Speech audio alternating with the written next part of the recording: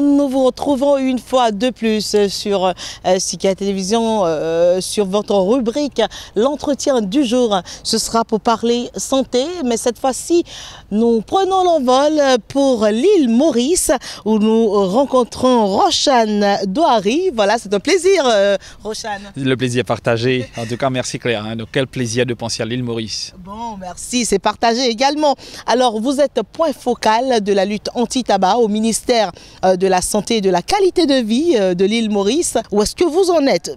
En tout cas, jusqu'à un passé pas très lointain, l'île Maurice était un peu reconnue comme en tête de peloton, grande consommatrice des produits du tabac. Où est-ce que vous en êtes aujourd'hui? Voilà. Donc, premièrement, je tiens à remercier. Donc, je salue toute la population du Bénin qui m'écoute et bien sûr de l'Afrique, bien évidemment. Et oui, merci. Au contraire, donc vous l'avez si bien dit Claire. Donc, l'île Maurice était dans un passé pas trop lointain grande consommatrice. Je peux dire aujourd'hui, l'île Maurice est reconnue comme le champion régional d'Afrique et le pionnier en Afrique pour l'introduction des avertissements sanitaires sur les paquets de cigarettes. Je peux vous dire qu'il y en a vraiment, il y a beaucoup de l'eau qui a passé sous le pont, comme on a l'habitude de le dire. Et je peux vous dire qu'aujourd'hui, nous montrons vraiment l'exemple en Afrique et aussi à travers le monde de par les mesures qu'on a apportées. Donc on va y aller forcément en détail un peu plus tard. Mais je peux vous dire que fier dans l'île Maurice, je dirais, on pense peut-être dans un futur pas trop lointain, peut-être un île Maurice sans tabac, pourquoi pas, c'est notre vision. Ben, à quoi est-ce que vous devez cette métamorphose-là? Voilà, donc premièrement, je peux vous dire, il y en a beaucoup de bonnes choses qui ont contribué. Premièrement, tout a changé grâce, je dirais, avec la bénédiction de l'OMS. Donc l'île Maurice fut signataire de la Convention cadre pour la lutte anti-tabac le 17 mai 2004. Je peux vous dire que c'est la date qui a vraiment créé la déclic. Nous avons signé la Convention cadre pour la lutte anti-tabac. Nous étions donc obligés, heureusement et fièrement, par les provisions de la Convention, pour nous aligner toutes les dispositions que nous avons, toutes les mesures que nous prenons au niveau de l'île Maurice, à travers l'OMS, nous aligner à travers les différents articles de la Convention cadre pour la lutte anti-tabac. Et c'est là que tout a commencé. Tout a commencé. Et forcément, la première chose qu'on a dû faire, forcément, c'est donc aligner notre loi. Il y a une loi qui était pour moi presque rien, obsolète déjà, une loi qui datait de l'année 90. Donc on va en revenir à la loi beaucoup plus clairement tout à l'heure, mais moi j'aimerais déjà savoir quelle est la situation actuelle à l'île Maurice, la situation prévalence, c'est quoi les réalités du terrain? Très bien, donc la réalité du terrain, donc le dernier sondage qu'on a fait des maladies non transmissibles à Maurice, ça date de 2015, logiquement, c'est suivant à travers l'OMS, bien sûr, des recommandations de l'OMS. Le dernier qui a été fait en 2015, je peux vous dire que fier. Donc l'avant-dernière, ça datait quelques temps avant. Donc forcément, il y a eu une baisse dans la prévalence des fumeurs.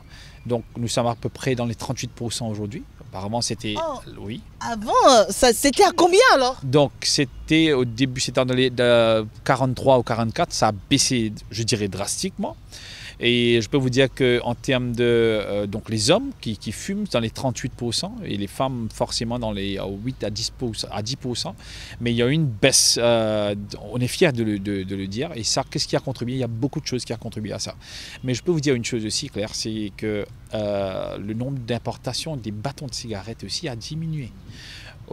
Ça a diminué drastiquement de 2009 à, je dirais, à cette année. Il y a eu une baisse drastique, donc d'à peu près... donc auparavant, on importait dans les 1,3 billion de bâtons de cigarettes en 2007-2008.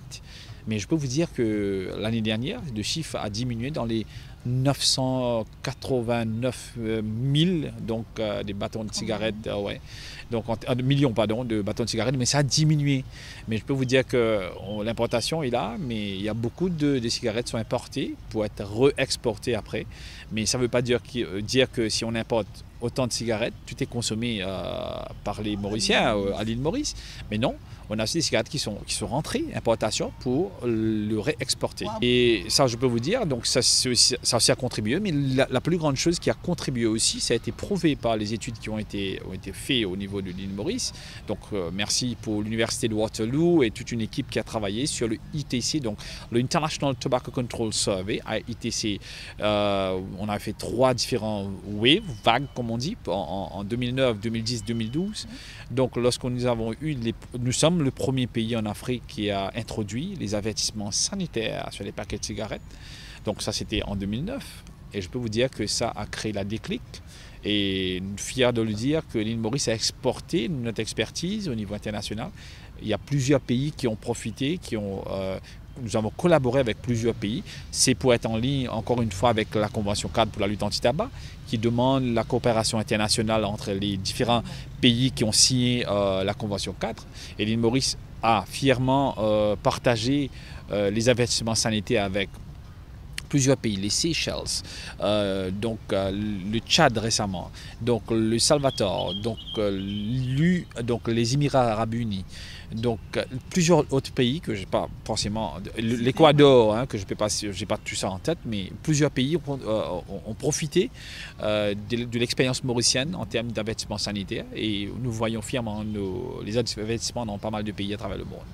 Et l'île Maurice a aussi été le premier, pas le premier, mais l'île Maurice a aussi aligné notre loi, la loi anti-tabac, qui a été alignée avec les différents articles de la Convention cadre pour la lutte anti-tabac, comme préconisent bien évidemment les articles de la Convention. Et je peux vous dire que nous avons aujourd'hui, déjà en 2008, il y a eu la loi qu'on s'appelle le Public Health Restrictions on Tobacco Products Regulation 2008, qui a été alignée. Et déjà, notre loi empêche de fumer dans les lieux publics, premièrement. La fumée secondaire est forcément contrôlée. Donc, c'est défendu de fumer dans tous les lieux publics à Maurice. C'est défendu de fumer dans les autobus. C'est défendu de fumer dans un endroit où, si on a un toit et un mur, même temporaire ou permanent, c'est défendu. Et la cigarette aussi est interdite aux mineurs, déjà. La cigarette au détail aussi est interdite. Bien évidemment, pour montrer notre bonne foi, et l'île Maurice, donc ça a été un peu tard, mais sûrement, le 26 juin de cette année, donc l'île Maurice est partie prenante des différents partis, donc 41 à ce jour, des pays qui ont signé le protocole pour l'élimination de la contrebande, de la commerce du tabac. Donc pour montrer encore notre engagement dans la lutte, pour lutter contre la contrebande des produits du tabac.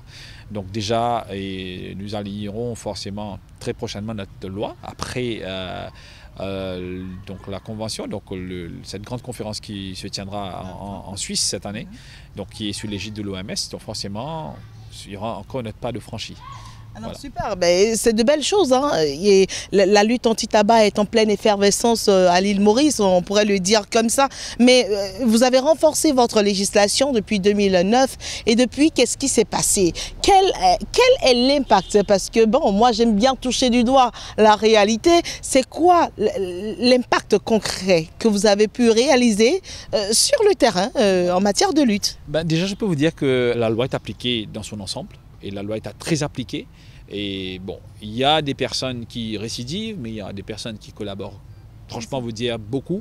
Et on est fiers de dire qu'au moins nous avons une population qui est très informée, qui comprennent vraiment leurs responsabilités, qui comprennent les différents méfaits du tabac, et ils sont sensibilisés.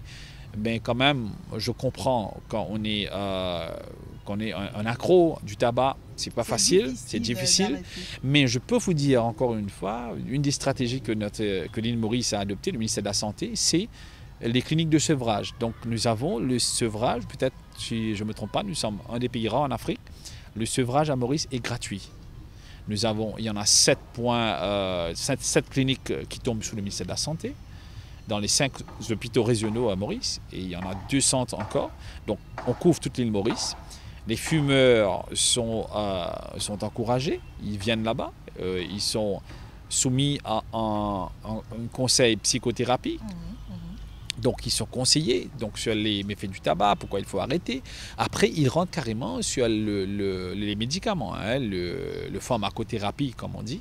Donc là, ils sont offerts, je dirais, les médicaments, bien sûr, pour les médicaments de sevrage pour qu'ils arrêtent de fumer. On les suit aussi. Et je peux vous dire qu'on a beaucoup de gens qui se dirigent vers nos centres de sevrage et on est content qu'on ait une des pays phares en Afrique qui offre ce service gratuitement. Moi, je suis bien tentée de savoir comment est-ce que l'État, le gouvernement de l'île Maurice arrive à financer ces centres de sevrage-là. Parce que généralement, la plainte qu'on entend, c'est qu'il n'y a pas assez de moyens. Il faut des moyens pour mettre sur pied des centres de sevrage. Voilà. Est-ce que c'est les recettes de la taxation qui vous permettent d'en arriver? Voilà, merci. Bon, vous l'avez pris au bon, c'est sûr. Donc, vouloir, c'est pouvoir. Donc, vous savez, l'île Maurice, étant donné que nous sommes le pays phare, on donne de l'exemple.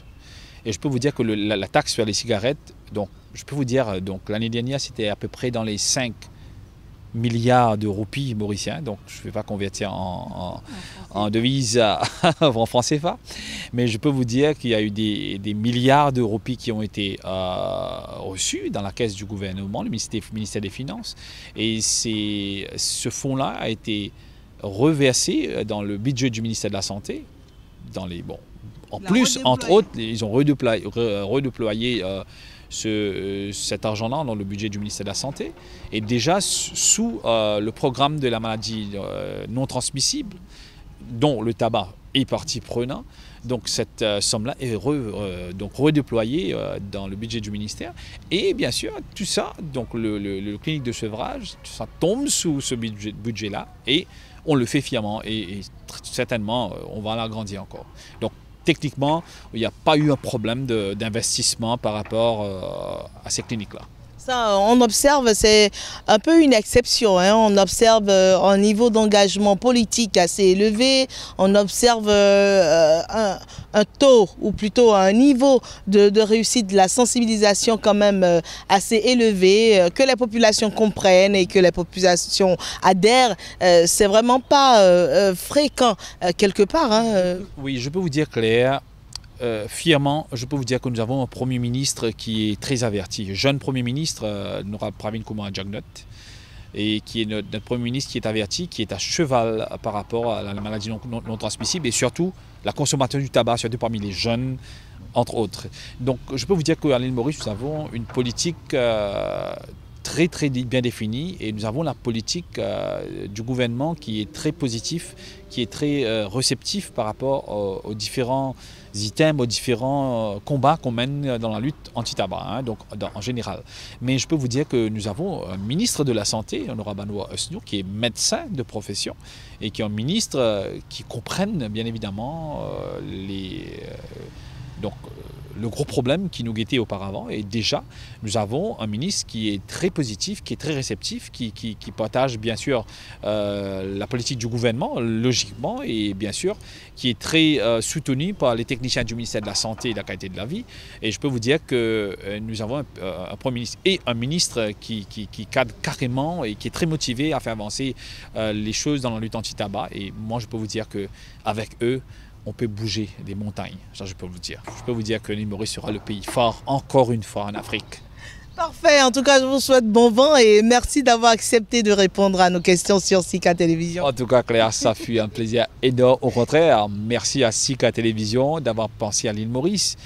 Je sais que vous aussi vous faites beaucoup, mais l'île Maurice, on est ouvert à collaborer avec tous les pays de la région en Afrique pour partager notre expérience et surtout, pourquoi ne pas aider les pays frères, les pays sœurs pour mieux lutter contre les méfaits du tabac à travers le monde. Absolument, surtout que c'est une cause commune. Surtout, nous sommes dans le même bateau comme on dit. Merci.